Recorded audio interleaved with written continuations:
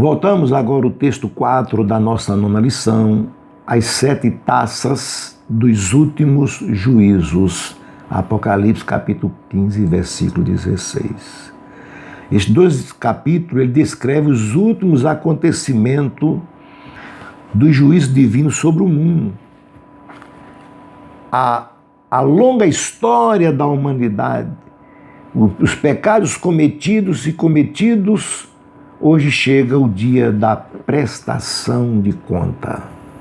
Então nós observamos que cumpre-se as profecias ditas em toda a Bíblia quando chegou o momento de consumar, o momento da prestação de conta. Nós vimos aqui o cântico de Moisés e o cântico do Cordeiro, 2 louvores que serão entoados naquele momento. É o canto de Moisés, segundo Êxodo capítulo 15, é o canto da vitória sobre o inimigo. Então, esses vencedores aqui são os que venceram a besta, morreram por amor à palavra de Deus, derramaram o seu sangue. Então, eles cantarão aqui para a glória do Senhor. Mas também tem o canto do Cordeiro, que é o canto da redenção, que trata-se de Deus, ou seja, de Cristo como Cordeiro de Deus que tira o pecado do mundo. E no versículo 5 diz: depois destas coisas, é que aqui fecha-se o parêntese para recomeçar os flagelos preditos na própria palavra de Deus. Preste bem atenção que quando fala aqui em santuário e trono, são 2 palavras predominantes em toda a Bíblia, porque trono e santuário você encontra sempre no livro de Apocalipse, quando ele inicia ou ele encerra. Esse trono é hoje para a igreja um trono de graça, mas naquele dia vai ser trono de juízo para um mundo ímpio e perverso. No versículo 7, apresenta os seres viventes, não só proclamam a santidade de Deus, como está provado no capítulo 4, versículo 8, mas também são executores da justiça divina. Por isso diz aqui que aqui eles entregam aos 7 anjos as últimas pragas a serem derramadas sobre a terra. Aqui, hajam. E a visão de João no versículo 8 diz que o santuário estava tomado por uma nuvem. Então, que ninguém podia penetrar, enquanto não se cumprisse os 7 flagelos dos 7 anjos. Então chegou aqui o momento em que não mais alguém devia fazer intercessão pelos transgressores, porque eles perderam a oportunidade que eles tiveram ao longo dos anos, ao longo dos séculos, e agora só restavam, mesmo como diz aqui no Salmo 9, o verso 17 da corrigida, os ímpios serão lançados no inferno e todas as gentes que se esquecem de Deus. Os juízos das trombetas, que está no capítulo 16, versículo 1, que precederem, ou seja, precederão o das 7 taças, contendo as últimas 7 pragas, foram até certo ponto de alcance limitado. Deles está escrito que atingiram a terça parte da terra. O mar, lembra-se dos flagelos dos capítulos que nós estudamos anteriores? Aqui, a terça parte da terra, o mar, as fontes, os rios, sol, lua e estrelas. Então observamos que o juízo das 7 taças, no entanto, atingem a terra por inteiro, quando ide derramai pela terra as 7 taças da cólera de Deus, da ira de Deus. A primeira praga fala sobre a contaminação de úlceras malignas a todos os adoradores da besta. Doenças que hoje a gente encara um mundo em pandemia.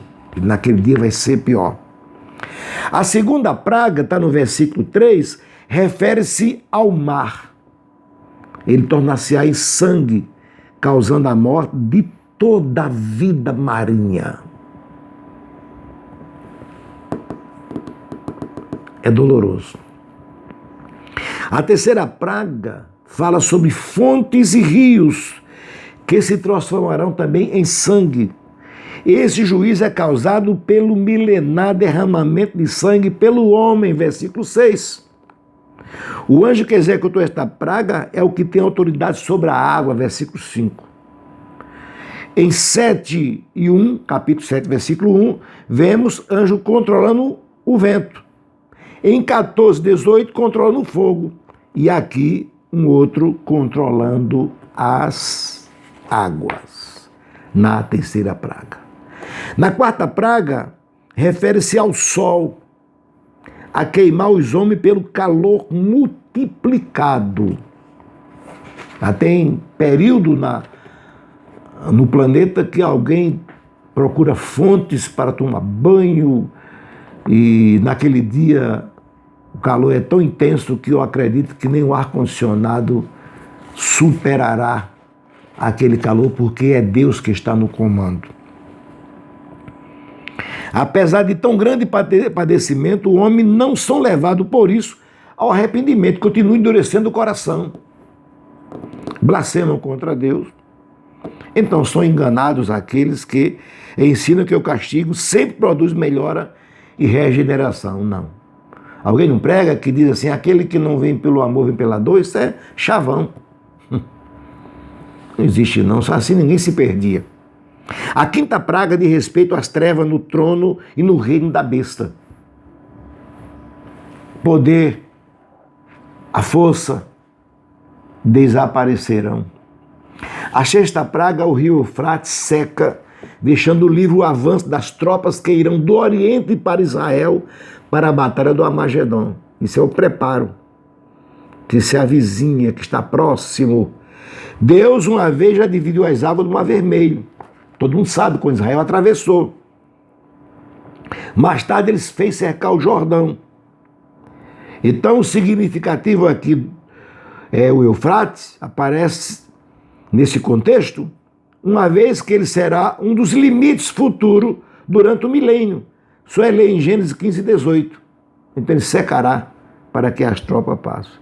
Ele está ligado ao princípio da raça humana, sendo um dos rios que banhava o Éden, e agora, do desfecho final da história desta raça, ele é também mencionado. Aí fala aqui sobre Salomão, quando o rei de Israel chegou a dominar até o Eufrates. O termo rio, nesta referência, que é na versão corrigida, é uma alusão ao Eufrates. Isaías 11:15 parece aplicar ou explicar como se dará a secagem desse rio. Reis que vem do lado do nascimento do sol, versículo 12 do capítulo 16. Deve ser aqui uma referência aos países-chave do Oriente, como Japão, China, Índias e outros menores. E os irmãos sabem que aquela região ali, elas são inimigas de Israel.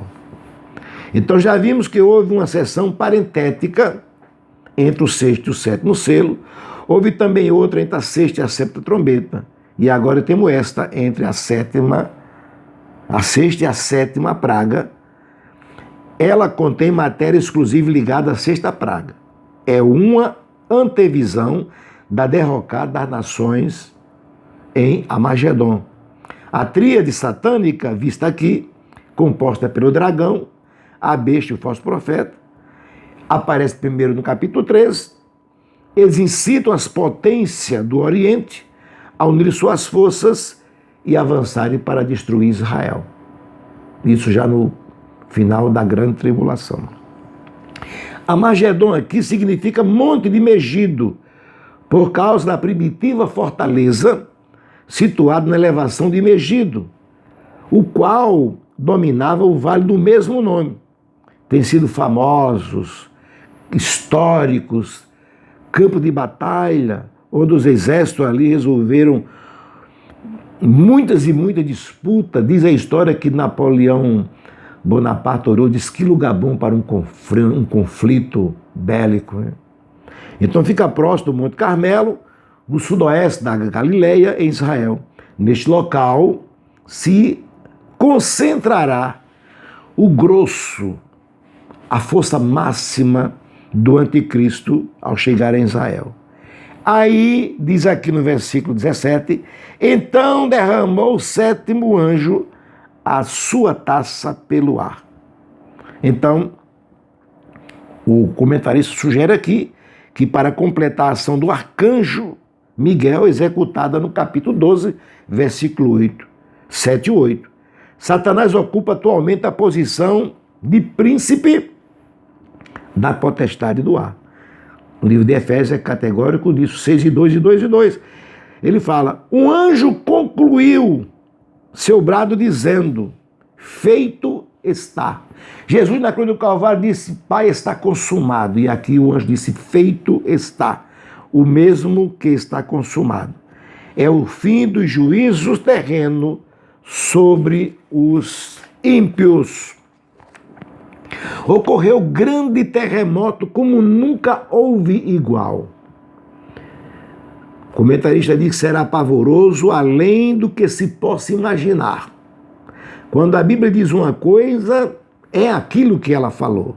Não há meio termo, como pode acontecer na linguagem humana. O homem fala e não cumpre, Deus não. É o maior terremoto dentre os 5 de Apocalipse. Só nesse terremoto o morticínio já deve ser incalculável. E hoje o mundo já se acostumou com o terremoto. Abalo sísmico e tal. Então a grande cidade, aqui é Jerusalém, ela é identificada por esse título, no capítulo 11, versículo 8. Diz assim, caíram as cidades das nações, inclui o quê? As grandes metrópoles. Tem aqui Nova York, Tóquio, Paris, Rio de Janeiro, Buenos Aires, Londres, Moscou, Pequim, Lisboa, São Paulo e outros ali. Cairão, aonde o centro das metrópoles se concentraram a disseminação do pecado, da pornografia, da prostituição, da feitiçaria, do comunismo e tudo contra a Deus. E Deus aqui agora cumpre-se tudo isso.